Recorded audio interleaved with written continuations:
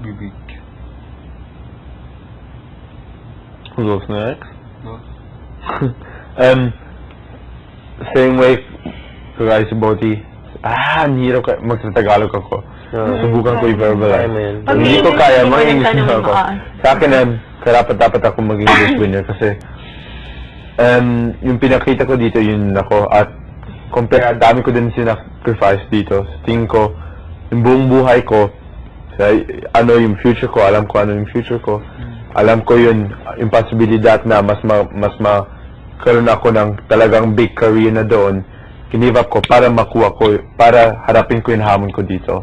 At sa tingin ko, lahat yung ginawa ko dito, it was worth it. Kasi lahat na pinakita ko dito at lahat ginawa ko ay positive lang para sa akin at para sa dito sa bahay. Yung ginawa ko, pinakita ko yun. Disiplina ko yung paano ako, yung hinahandle ko yung mga situation. Ako, kahit alam ko laro ito, hindi ko inuuna ang sarili ko, inuuna ko para sa grupo dahil sa tingin ko, as housemate sa'yo lahat, parang pamilya na din yon at ako ginagawa ko palagi most yung decision, hindi para sa akin lang, para sa buong ano, at para sa akin, pinag-isipan ko din, yung mga bagay na ginagawa ko, bakit ko yung ginagawa. So, kung sa tingin ko, hindi ito mabuti sa grupo, wala akong takot kagaya si Wendy, sasabihin ko yun sa tingin ko. Ako, hindi ako natatakot na to step forward para sa mga iba at sabihin, eto hindi mali at i-face ko. Wala akong problema na sasabihin ko, eto hindi maganda. Kahit seryoso ako paminsan-minsan sa tingin ko, it was necessary sa point of view ko. At para sa akin din, yun sinabi din ni Bodhi, ay meron ako din positive effect dito sa mga housemates at sa bahay, kahit pa paano. Dahil sa tingin ko, kahit dahil sa kakaibang kultura ako, dahil meron din ako nabigay dito, na parang eto yun alam ko lahat, talaga iba yung culture ng Filipino at ng European. Pero yun sa tingin ko, dahil half-half ako, naiintindihan ko yung mga bagay dito, pero meron kayo din nakita pa paano namin ginagawa. So sa tingin ko, meron din mga bagay na positive ka rin doon na ano ko dito. At yung sa tingin ko, ang dami din natulungan ko dito at sa sarili ko, meron din ako na-realize ng mga bagay na mabuti lang para sa akin. At sa tingin ko yung experience ko dito, ay malaking bagay kung lalabas ako. Kasi yung I gave up a lot talaga. And sinasabi ko talaga, it was worth it kahit anong mangyari. Yun yung rason. Yes. Pero yung mga iba hindi ko kayo verbalize muna. Sa Tagalog. Ayun. Mabuti na yun. Next. Ako na.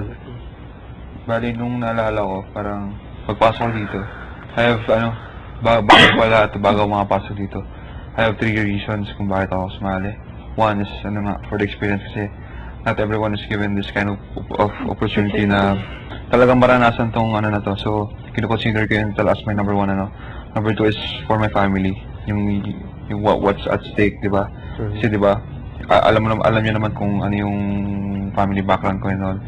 Yung being the breadwinner in the family, so I need to parang I need to parang do what's best for my family. So yung second reason. And third is yung parang I need to yung I want to touch lives. Kasi 'di ba, parang ikaw kahit sino sa atin dito may opportunity na parang ipakita ka talaga kung sino tayo. And in a way, 'di ba, nakita nga yung iba-iba tayo. So pag napapanood tayo, parang may mga tao na nanonood sa atin na sobrang may inspire din, parang mamomotivate na kahit na ganito yung mga pinagdaanan natin sa buhay. Ito tayo, parang ito ako na parang ito yung outlook ko, ito yung perspective ko sa buhay na maligaya. Ako, na kaya pa rin natin maging masaya kahit na ganito yung mga nangyari. So, yun yung mga tatlong rason ko kung bakit ako sumali dito. So, yun nga, parang inisip ko na kasi parang ako, napakahirap isipin na yung pinaka. Kasi, yun nga, lahat tayo may dahilan kung bakit tayo karapat-dapat na maging big winner. So ako, ang mga dahilan, ang mga rason kung bakit ako karapat-dapat na maging big winner dito is kung ano talaga kung sino talaga ako, and kung sino talaga akong tao, and kung ano talaga mga pinakikita ko dito. Masasabi ko talaga honestly na sobrang yun talaga yung nasa puso ko, yung nasa isip ko. Yun nga, may mga bagay na siguro sa labas or dito na mga maaari na parang hindi naniniwala sa mga desisyon ko or kung sino talaga ako. Pero kayang-kaya kong panindigan and paglaban na yun talaga ako. And yun, parang inisip ko na kung ano man yung task na dumating dito, masabi ko talaga sa puso ko talagang I've done my best. Kumbaga, I have no regrets yung mga decision ko na ginawa dito. Lalo-lalo na yung parang, yun, di ba? Alam niyo naman na, yun nga, may isang sekreto na tinago dito.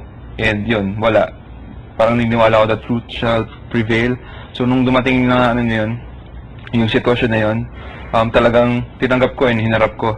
Kasi yun nga, parang ako hindi ko na-expect na yung parang, yung purpose ko talaga dito is, yung main purpose ko dito is para ma-meet ko si Wens.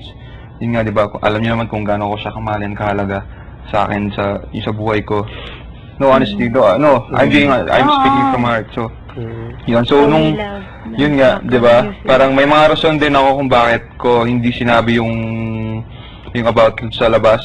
Pero nung nasa harap ko na, may decision ako na parang i-deny or wag aminin.